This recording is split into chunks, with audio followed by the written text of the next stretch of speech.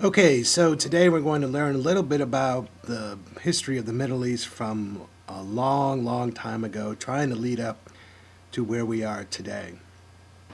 I want to skip past like ancient times when, the people of the Fertile Crescent between the Tigris and the Euphrates River were one of the first civilizations in the history of the world and skip right to the first recorded point of the Middle East with Moses.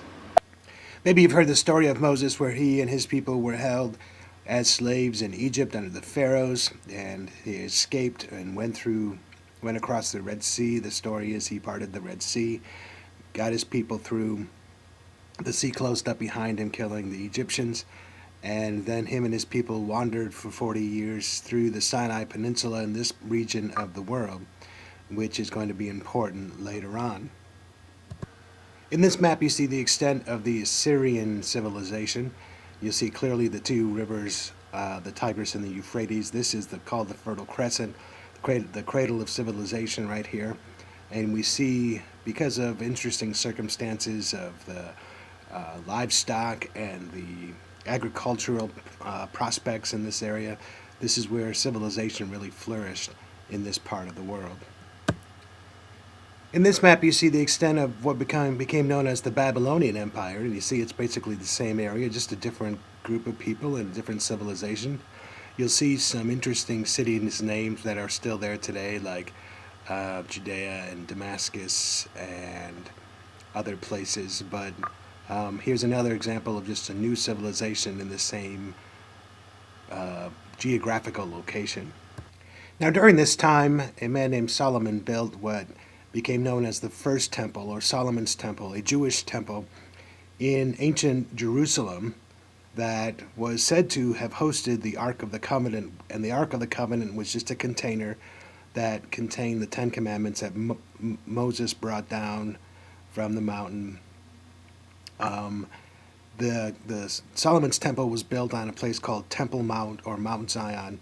Again, that's in the ancient city of Jerusalem, and it was destroyed by Nebuchadnezzar, who was emperor or king of Babylon.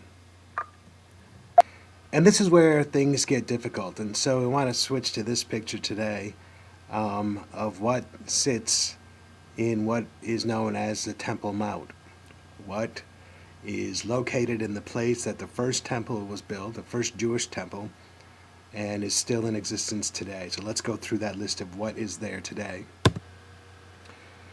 First off, there is Temple Mount, and this is where religious scholars and believers believe that God created Adam and Eve, and this is where the earth began and civilization and mankind began. Also in this same place, in this same picture that you see above there, you see the Dome of the Rock, which is the oldest Islamic building in the world, and it has inside it what's called the foundation stone, where Muhammad came from a mountain across the way straight into where the Dome of the Rock is, and from the place that he ascended into heaven is a big black, almost like a volcanic stone, and that is called the foundation stone, where Muhammad ascended into heaven.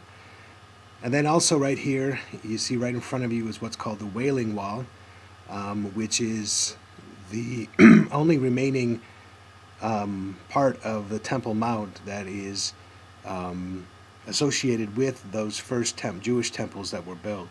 King Solomon did rebuild the first temple, and that was also destroyed. But the one place that has some historic connection to that first temple is here at the Wailing Wall.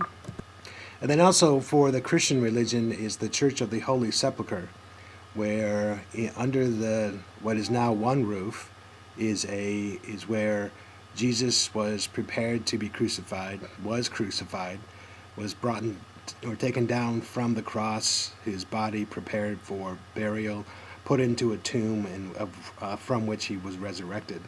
All of those places are now located under one roof in the Church of the Holy Sepulchre here in ancient Jerusalem. So the most holy places for the religions of Islam, Judaism, and Christianity are all located here within this photograph.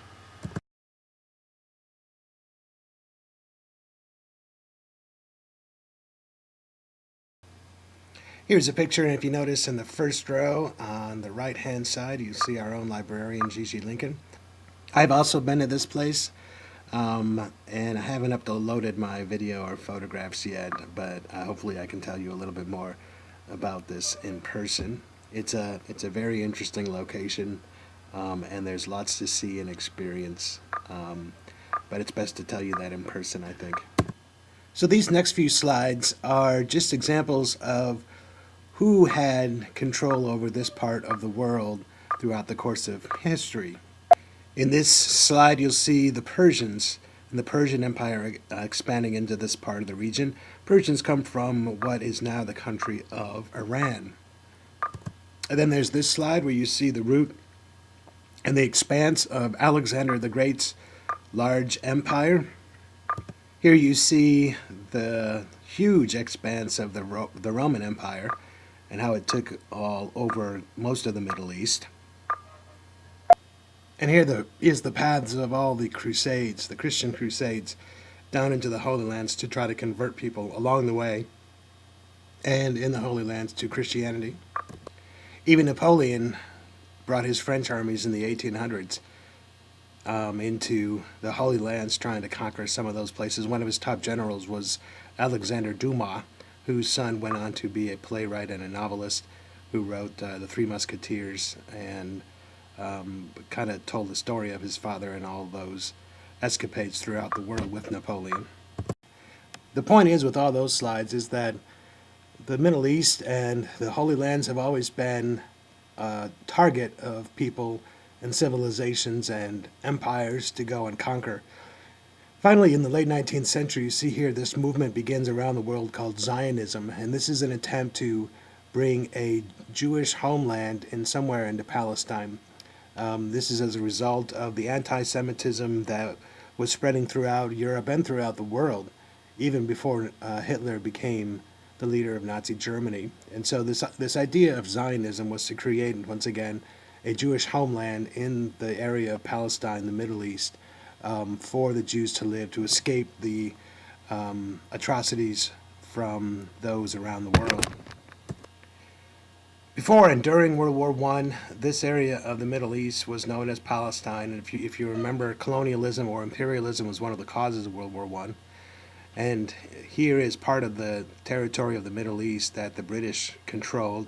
They called it Palestine, and they governed it. And you can kind of see by the lines how straight they are that this was just a map that was made in some back room somewhere. It wasn't really following any kind of special lines or ethnic groups or borders. It was just a fake creation by the British.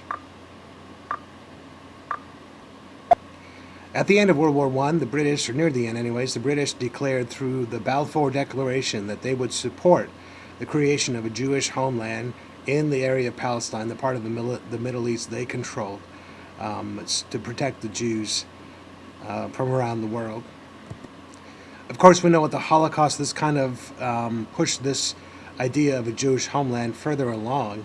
And so after World War II, the British decided to walk away from their mandate, their Palestine mandate, and turn over control of the area of Palestine to the United Nations. In 1948, the United Nations created the State of Israel. You see it in this map, which is the pinkish. The gray area was for the Palestinians or the Arabs of the region, but the pink was for the Jews. The United Nations created this, called it the Nation of Israel in 1948, and the day that it was created in May of 1948, the new country of Israel was attacked by all of its Arab neighbors, which is kind of set the stage for the rest of the history of the Middle East.